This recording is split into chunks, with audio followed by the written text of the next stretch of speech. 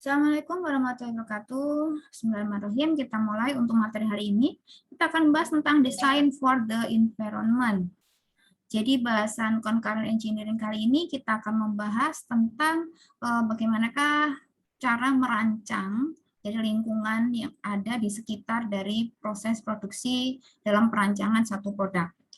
Ada beberapa hal yang terkait menjadi elemen utama dalam mendesain lingkungan tersebut, yaitu design for environmental manufacturing. Di sini adalah bagaimana kita merancang lingkungan yang ada atau yang terkait dengan proses produksi.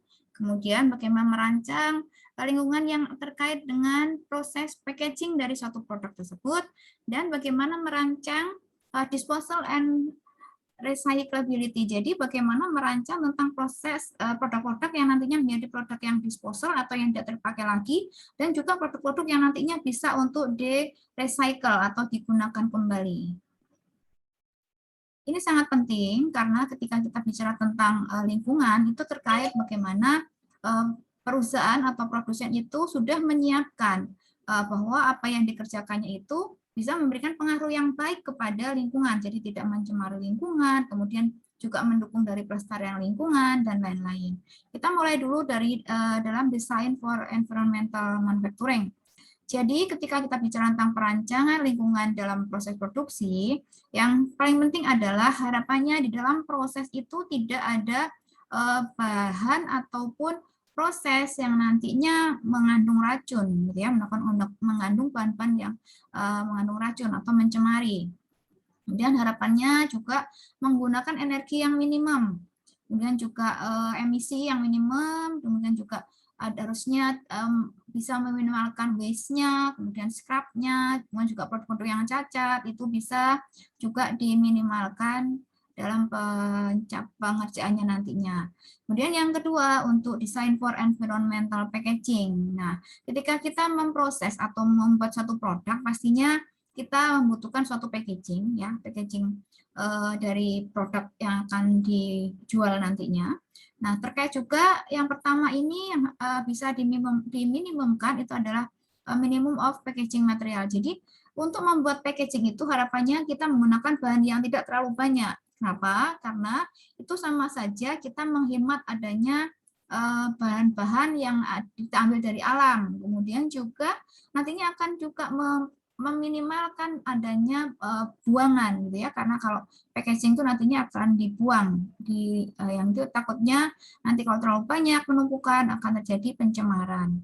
Kemudian reusability palette and packaging, harapannya nantinya palet dan packaging yang digunakan itu bisa juga akan di reusable, jadi bisa digunakan kembali untuk produk yang sama ataupun produk yang serupa. Kemudian harapannya juga produk-produk yang packaging itu, material dari packaging itu nantinya bisa diolah lagi. Bisa diolah lagi untuk bisa digunakan untuk packaging atau mengemas dari produk yang nantinya akan kita jual. Dan harapannya dia bisa untuk mudah untuk diolah, didaur ulang, ya, didaur ulang sehingga tidak mencemari lingkungan. Kemudian kalau kita bicara tentang design for disposal and recycling, ini kita bicara tentang komponen-komponen yang kita pakai, gitu ya, harapannya itu bisa digunakan lagi. Atau kalau misalnya tidak bisa, bisa untuk diolah lagi, atau mungkin bisa diadakan suatu proses untuk pemisahan, sehingga mana yang masih bisa dipakai dan mana yang sudah tidak bisa dipakai itu bisa terpisah, dan itu memudahkan perusahaan ketika akan menggunakan lagi. Kemudian harapannya ada untuk penyelesaian dari bahan baku, gitu ya. Jadi nantinya juga memisahkan mana sih barang-barang yang dia ini mudah diolah, kemudian mana sih barang-barang yang dia ini mengandung racun dan harus dipisahkan, itu juga perlu untuk jadi perhatian. Kemudian juga menghindarkan pemakaian plastik yang terlalu banyak, gitu ya, karena kita tahu plastik itu susah sekali didaur ulang dan diolah. Kemudian juga menggunakan barang-barang atau material yang dia memiliki minimum color, jadi tidak berwarna, sehingga dengan seperti itu mudah untuk bisa dipakai lagi. Kemudian yang lainnya adalah kita lebih melihat kepada proses-proses yang terkait gitu ya. Jadi yang terkait dalam pemisahan material-material yang kita gunakan itu bisa mendukung dalam tujuan dari perusahaan untuk meminimalkan dari waste-nya, kemudian meminimalkan barang-barang yang akhirnya nanti tidak bisa diolah lagi. Jadi seperti itu bisa dibaca lagi nanti di slide-nya. Kemudian juga harapannya bisa melakukan suatu rancangan atau desain untuk produk-produk yang dia mudah untuk dibongkar, ya, sehingga dengan seperti itu memudahkan ketika nantinya memisahkan antara produk yang bahan-bahan yang bisa dipakai ataupun yang sudah tidak bisa dipakai lagi. Banyak sekali hal yang bisa dilakukan gitu ya terkait dengan design for disposal and recyclability. Oke, kemudian apa sih sebenarnya pengaruh dari produk life cycle pada lingkungan gitu ya. Jadi kita tahu produk life cycle itu adalah suatu siklus ya daur hidup dari suatu produk di mana dari mulai dia itu dibuat sampai kemudian sudah tidak bisa digunakan lagi oleh konsumen.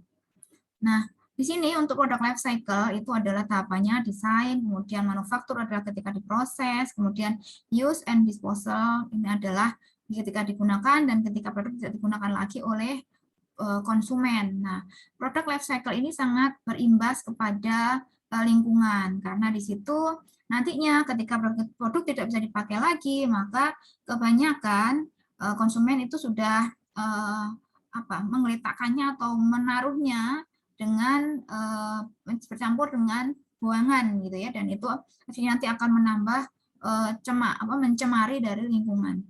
Nah, ini yang harapannya yang selanjutnya meminimais dari pengaruh negatif dari si produk tersebut. Jadi misalnya produk itu ada yang memang langsung bisa dibuang, ada juga yang dia harus dipisahkan. Ada beberapa part atau mungkin bagian yang tidak boleh dicampur dengan sampah yang lain. Nah, itu juga harus dipahami juga oleh si konsumennya.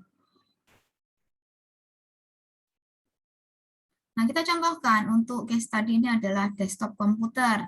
Nah, untuk desktop komputer, ketika tahapan design stage atau ketika dia pada proses desain, kita lihat the design code specify the following. Jadi, harapannya ketika pada tahapan desain itu, apa yang sudah direncanakan di awal itu benar-benar bisa menggambarkan atau memenuhi dari apa yang diharapkan semula, ya. Kemudian juga diharapkannya menggunakan komponen-komponen atau bahan-bahan yang sudah ada sebelumnya atau yang masih bisa dipakai, gitu ya. Kemudian menggunakan material-material yang masih mungkin bisa dipakai lagi dan juga meminimais pemakaian dari material-material yang beracun, gitu ya.